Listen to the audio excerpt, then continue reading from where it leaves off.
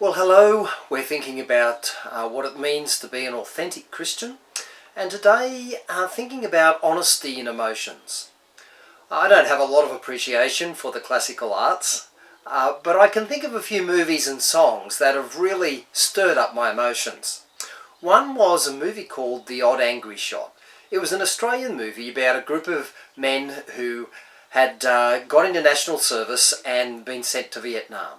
It started out all as a bit of a joke, and they were drinking and trying to con the Americans. But one of the characters who we sort of developed a warmth to was shot and killed.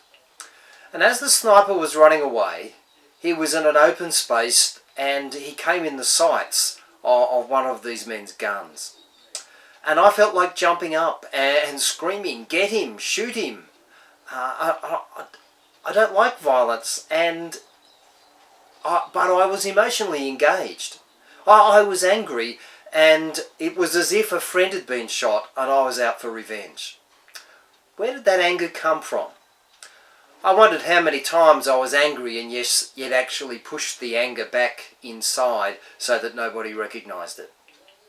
A song that really stirred my emotions was a Red Gum song, I Was Only 19.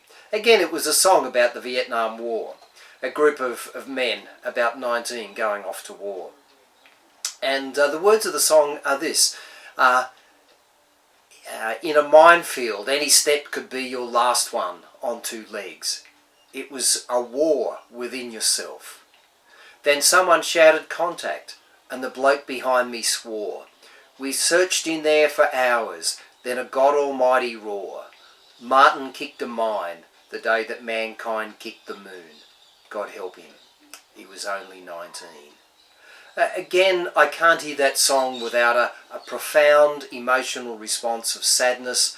The hairs on the back of my neck stand up, and I think about the senseless waste of war, the grief, the loss, as the experience of so many people. When we're sitting back in the cinema, relaxed with the lights out, we can cry at sad times, and we can become angry at injustice, and we can know that tingling joy, tingling sensation of joy. But what happens when the lights come on and we step back into the real world? Are we as willing to share our emotions as we are when the lights are off? There's a song that I think could be sung by many Australians. It's the song "I'll Do My Crying in the Rain." The song says, "You won't know the teardrops from the rain on my face. I'll do my crying in the rain." The song is saying that the expression of emotion is a private affair, something that it's not best to share with others. Paul Tournier says that we're caught in a struggle between the need to reveal our emotions and the need to conceal them. We have an urge to share our true feelings, but we fear that in sharing our feelings we'll become vulnerable and may be rejected or criticised by other people. As a result, we tend to settle for common discussions about the superficialities of life. We all have emotional reactions of various sorts: anger, grief, anxiety, fear, joy. There are a whole host of emotions that we commonly have. Is there good and bad things to do with these emotions? And is there a biblical model that we should follow? Well, Proverbs 10:32 says, "The lips of the righteous know what is fitting, but the mouth of the wicked only what is perverse." The distinction drawn here is that the righteous and the perverse may well have the same thoughts and the same emotions, but that the expression of those emotions is wisely done, not just randomly done.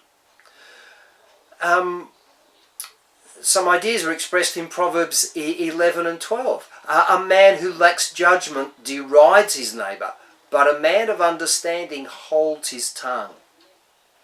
It's a lack of wisdom and a sign of immaturity to live our lives in response to every emotion that we have.